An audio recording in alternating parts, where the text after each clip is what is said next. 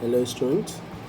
Uh, as you know, we already done the chapter number first, second, then we skip the national income, then that is chapter number 3 and 4.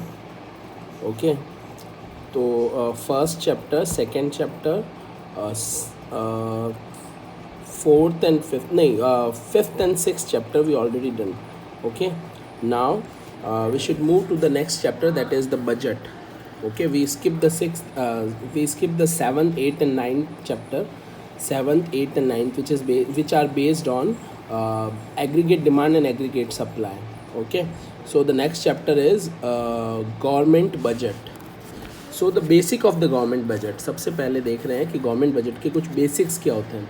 अच्छा, normal sense में अगर मैं सिर्फ budget बोलूँ, सिर्फ budget लिखता हूँ मैं, इसका मतलब क्या होता है? बजट मतलब एक ऐसा स्टेटमेंट जहाँ पर हम लोग रिसिप्ट और एक्सपेंडिचर को लिखते हैं. फॉर एग्जांपल, आप अपने बर्थडे की पार्टी अरेंज कर रहे हैं तो आप उसमें रिसिप्ट और उसमें रिसिप्ट इन द सेंस मतलब हो सकता है, या बर्थडे पार्टी को अगर हम लोग इग्नोर करें, आप मान लेते हैं ऐसा कोई एक इवेंट प्लान कर रहे हैं जिसमें आप सारे फैमिली मेम्बर्स जो है बाहर घूमने जाएंगे और आप सब मेम्बर्स से क्या कर रहे हैं? थोड़ा थोड़ा पैसा चार्ज कर रहे हैं. ठीक है, एक कंट्रीब्यूशन चार्ज कर रहे हैं. तो यहाँ पर आप उसका बजट बनाओगे सबसे पहले, एक्सपेक्टेड रिसिप्ट्स का और एक्सपेक्टेड एक्सपेंडिचर का.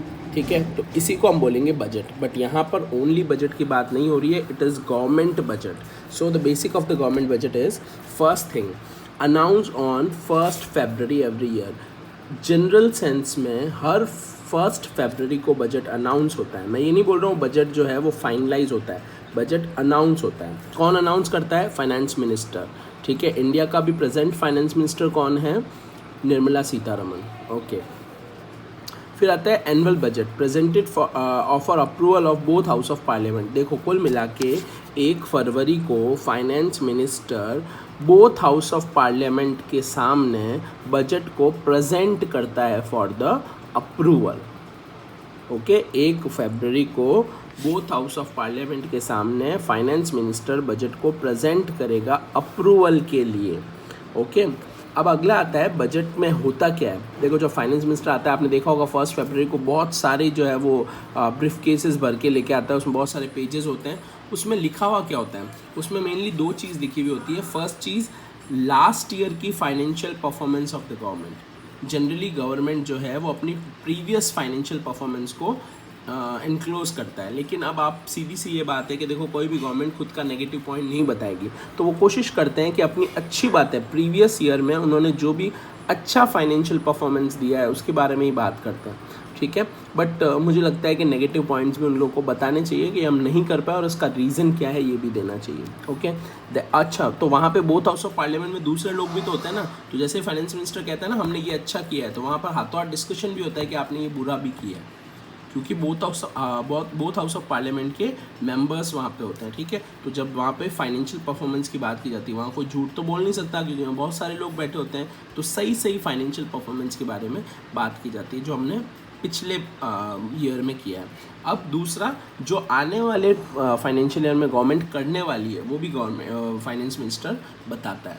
तो फाइनेंस मिनिस्टर आके बजट को अनफोल्ड करता है 2 पार्ट में. पहला तो कि हमने प्रीवियस ईयर में क्या किया है, और अगला कि हम आने वाले ईयर में क्या करने वाले हैं. ये दोनों चीज़ें गवर्नमेंट फाइनेंस मिनिस्टर बताएगा बोथ हाउस ऑफ पार्लियामेंट को.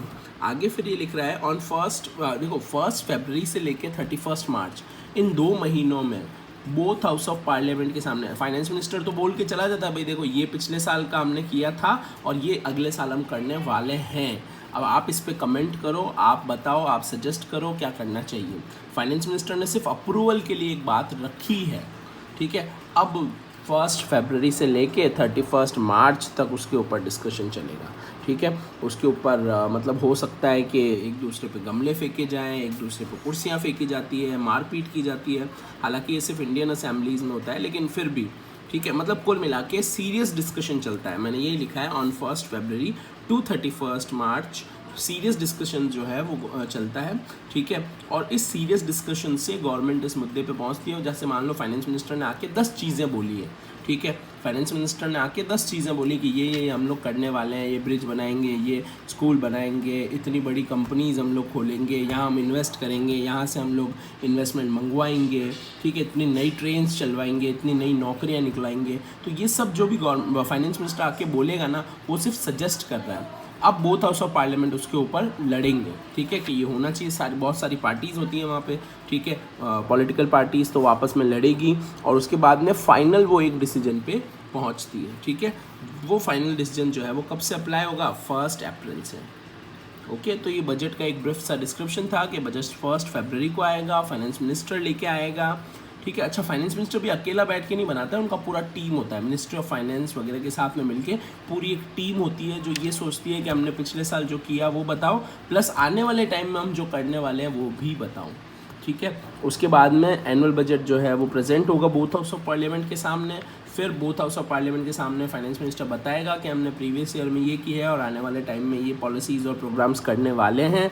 फिर 1 फरवरी से लेके 31 मार्च तक, 31 मार्च तक उसके ऊपर बहुत सीरियस डिस्कशन चलेगा और उसके बाद में बजट अप्लाई होगा 1 अप्रैल से। तो जनरली बजट जो अप्लाई होता है वो 1 अप्रैल से 31 मार्च तक के लिए रहता है, ओके।